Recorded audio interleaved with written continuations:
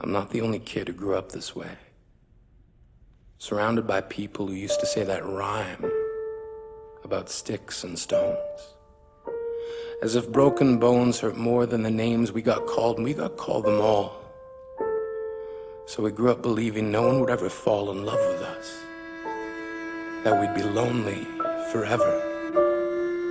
That we'd never meet someone to make us feel like the sun was something they'd built for us in their tool shed. So broken heartstrings bled the blues as we tried to empty ourselves so we would feel nothing. Don't tell me that hurts less than a broken bone. That an ingrown life is something surgeons can cut away. That there's no way for it to metastasize, it does. She was 8 years old.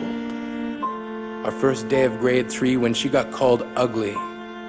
We both got moved to the back of class so we would stop getting bombarded by spitballs. But the school halls were a battleground where we found ourselves outnumbered day after wretched day. We used to stay inside for recess because outside was worse.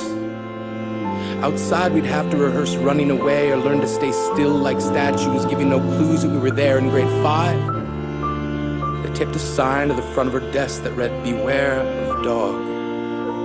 To this day, despite a loving husband, she doesn't think she's beautiful because of a birthmark that takes up a little less than half her face. Kids used to say she looks like a wrong answer that someone tried to erase but couldn't quite get the job done.